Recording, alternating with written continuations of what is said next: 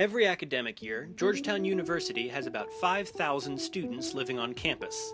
The Office of Residential Living is committed to providing safe and secure living spaces for all 5,000 of these residents, and the most basic way we do this is with keys.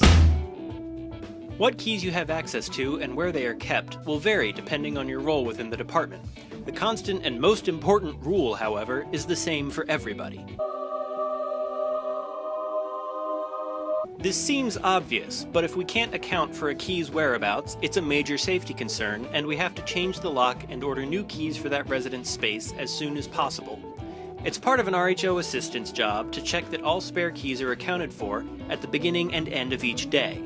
If they notice a key is missing, it's also part of their job to freak out a little. It's easy to slip a key into your pocket and forget about it, but remember, it's not just a tiny piece of metal. It's a tool to access where a fellow Georgetown student lives, and treating it carelessly is breaking our commitment to maintain a safe living environment for our residents. If you are using a key and, say, drop it down an elevator shaft or otherwise lose it, please inform your supervisor immediately so a solution can be reached as quickly as possible.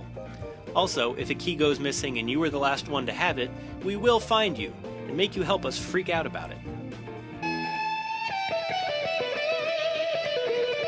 Because keys are critical to safety, we want to limit the number of people who access them to the smallest possible number, which means there are strict policies controlling who may handle a particular key. You should only ever handle the keys you have been specifically authorized to handle, and only for the specific purposes for which you've been trained. You should not access any RHO space unless you work there and are on shift. Even then, you should not access any keys within the RHO unless it is for a work-related reason, such as a lockout or key inventory. No unauthorized persons are allowed into the RHOs, and residents who are locked out must be escorted to their rooms. They are not allowed to handle the spare keys themselves. Special favors done for friends, giving yourself a free lockout, or any other such shenanigans will be considered misuse of keys and can be met with official reprimand, or, depending on the severity of the situation, termination from your position. We're not trying to scare you, we just want to impress upon you how serious the integrity of our key control system is. Where did you come from? Where did you go? Where did you come from, Cotton Eye Joe? At the beginning of each semester, residents moving into new spaces can pick up their keys from the RHO for their building.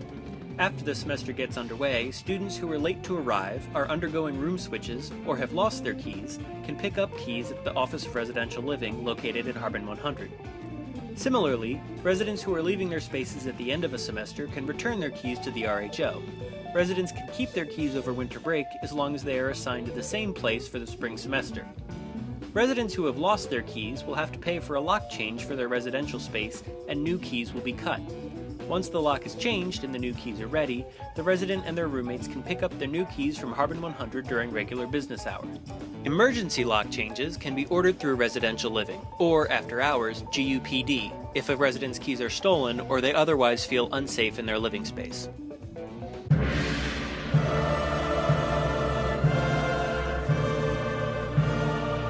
The most common interaction you'll have with keys is when performing a lockout. There are several vital steps to remember. Verify the resident, either by looking at a photo ID or, if their ID is in their room, quizzing them on the information log in the lockout verification link on the staff website. Make sure they are who they say they are and that they are trying to access the space they actually live in. If the resident will not be able to show ID once the room is opened, they will have to conduct the lockout through GUPD. Properly fill out the online lockout form. This logs all use so we know when any of our keys are used and by whom. Inform the resident that their student account will be charged. $5 for an RHO lockout, $10 for an after-hours RA lockout. Pull the spare key. Make sure you have the right one and escort the resident to their room and let them in. This is typically the most exciting part of the lockout. If you didn't see ID earlier, you must see a photo ID at this point. If the resident is not able to produce photo ID, ask them politely but firmly to exit the room and direct them to call GUPD. If they refuse, you should call GUPD and your supervisor and inform them of the situation. Verify that the resident's key is the appropriate key to the room. We'll explain how in a minute.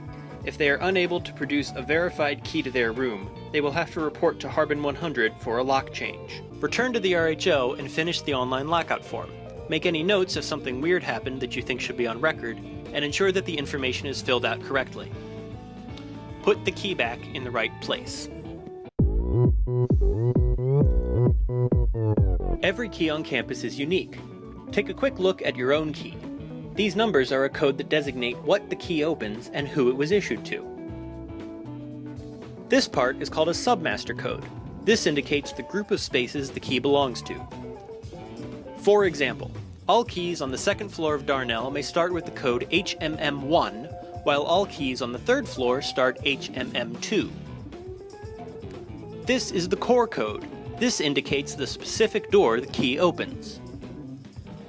For example, Darnell room 201 might open with HMM11, while 202 opens with HMM12. When performing a lockout, the spare key you use will have the same core as the key the resident should show you.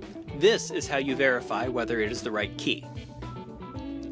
This last number is the control code. No two of these should be the same, and they indicate which resident of the room the key belongs to. For example, key HMM111 will be issued to Miss Jane Doe in Darnell 201, while her roommate, Miss Susie Q. What's-Her-Face, will get key HMM112. Confused? Good. The codes are intentionally abstruse as a security measure, so that if a nefarious person finds a dropped key to your room on the ground, they won't immediately know which door it opens. If somebody shows you a key with no code, it is an unauthorized copy of their original and does not count as a verified key. If somebody tries to return an unauthorized key when they move out, they will be responsible for a $100 unreturned key fine. That's all the basic information you should need to set you on the path of responsible key usage. If you have any questions, ask your supervisor, or watch the video again.